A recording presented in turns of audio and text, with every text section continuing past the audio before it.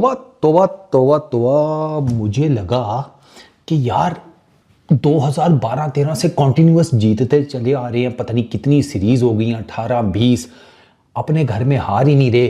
तो एक बुरी परफॉर्मेंस के ऊपर इंडियन क्रिकेट टीम के जो फैंस हैं वो कहेंगे कि बुरा दिन था, जैसा मैंने कहा ना, अबे दिन ही नहीं था, चलो छोड़ो कल देखेंगे।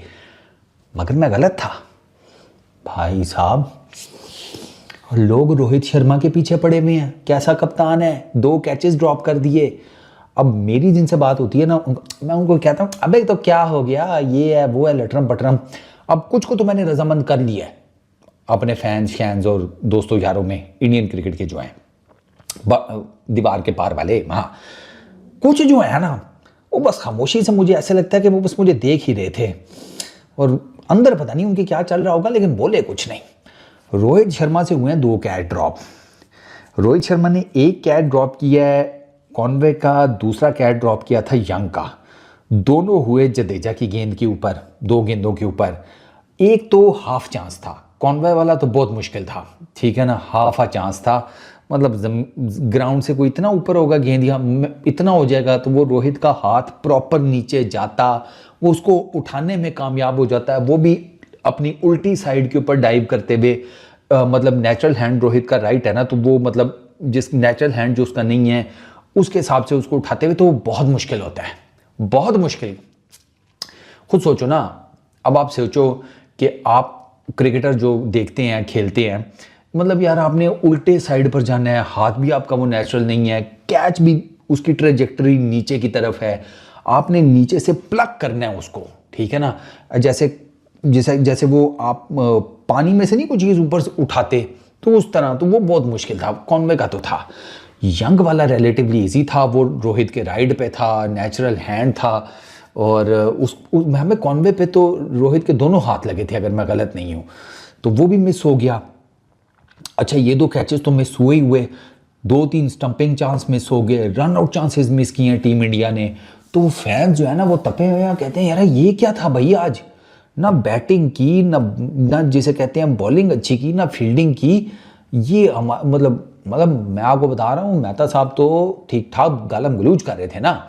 तो मैंने कहा कि मेहता साहब से ज़्यादा आर्गूमेंट करना नहीं चाहिए, ऐसा ना हो मुझे ही पकड़ के पेल दें। तो मैं बस ना थोड़ा सा हल्की सी गुजारिश करके निकल आया। पता है प्रॉब्लम क्या है? प्रॉब्लम ये हुआ है कि उस्ताद स्कोर बोर्ड पे 5-0 हो ना, 5-0, आपके 5 बैट्समैन, 5 डक्स, वो बंदे को वैसे ही होल उठ जाते हैं यार। मतलब किसी तालाब में कोई बंदा 5 बतखें इकट्ठी देख ले ना, तो वो फौरन से अपने बच्चों को बुलाता है, kids come over here, look at these beautiful ducks. मतलब बच्चों इधर आओ, ये देखो बतखें तैर रही हैं।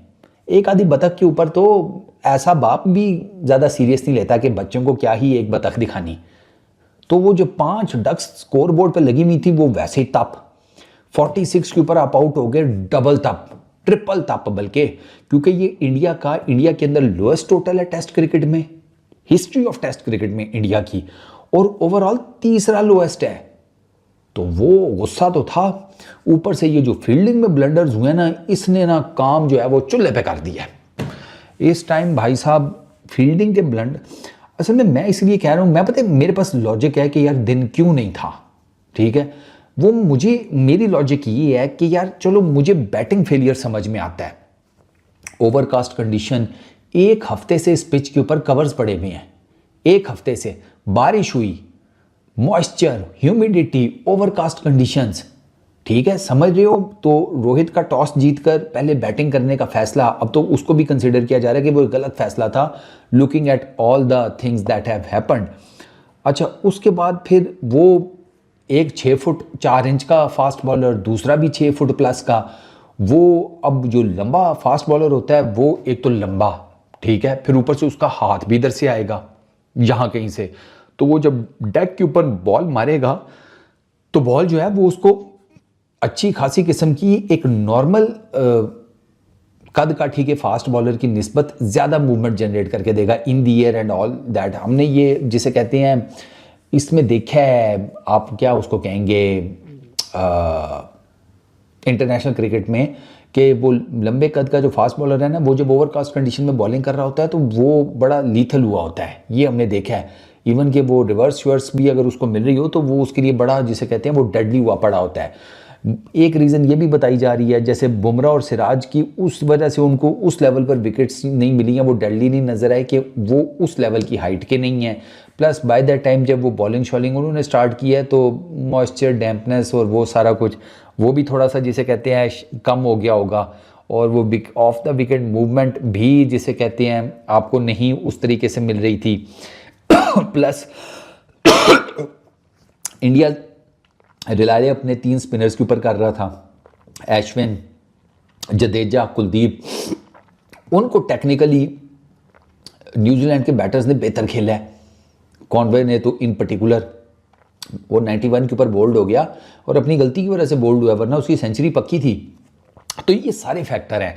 तो अब इसमें ना अब बैटिंग का फेलियर, तभी मैं कह रहा हूँ ना मुझे बैटिंग का फेलियर समझ में आता है कि बैटिंग के फेलियर की 10,000 वजूहत हो सकती हैं, बट यार ये जो फील्डिंग में मैंने ब्लंडर्स देखे हैं ना, स्टंपिंग्स में सो रही हैं, कैचेस छोड़े जा रहे हैं, एक आधा कैच चलो मुश्किल हो सकता है, सारे तो नहीं ना, ठीक है। फिर उसके बाद आपने रन आउट के चांसेस मिस किए, ये सारा कुछ जो है ना, ये फिर ओवरऑल मुझे ऐसे लगता है कि भाई आज इनका दिन ही नहीं था, आज ये बिल्कुल ही नूरे हुए थे। मैं इसके बारे में यही कह सकता हूँ। दो कि अब ऑब्वियसली इंडिया 46 के ऊपर ऑल आउट हुआ है, वो 146 प्लस गेम है, बल्कि 100 प्लस की उनकी 100 कितने की 120-30 की में समथिंग उनकी लीड हो चुकी है। तो वो इंडिया के लिए अब ये जो चीज़ है ये है तो दर्द है सर, और अभी उनके सिर्फ 3 आउट हुए हैं। कल वो बैटिंग करेंगे, अब वो कितना स्कोर करते हैं ये मैटर करेगा। इंडिया अगर जल्दी भी आउट कर लेता है तो कितना जल्दी आउट करने में कामयाब हो जाएगा ये मैटर करता है। फिर तीसरी इनिंग में इंडिया बैटिंग करे, वो पहले लीड उतारे, फिर उसके बाद अपनी लीड चढ़ाए और फिर न्यूजीलैंड को टफ टाइम दे के मैच निकालने की कोशिश करे। Too early to say and too hard to figure मेरे हिसाब में। इंडिया के लिए ये टेस्ट मैच शायद ड्रॉ हो जाए या मे बी न्यूजीलैंड जीत जाए। इंडिया के जीत के चांसेस कम हैं इस टेस्ट मैच में, बहुत मुश्किल हो जाता है यार। फर्स्ट इनिंग में सिर्फ अगर आपने 46 रन्स किए हो, मुश्किल हो जाता है। वो मैच जिसमें इंडिया ने 36 किए थे 2020 में ऑस्ट्रेलिया के अगेंस्ट, और पहली इनिंग में तो इंडिया को लीड मिल गई थी, अगर मुझे अच्छे तरीके से याद है। इंडिया ने 200 समथिंग किए थे और इंडिया ने पहली इनिंग में जल्दी फुड़का लिया था।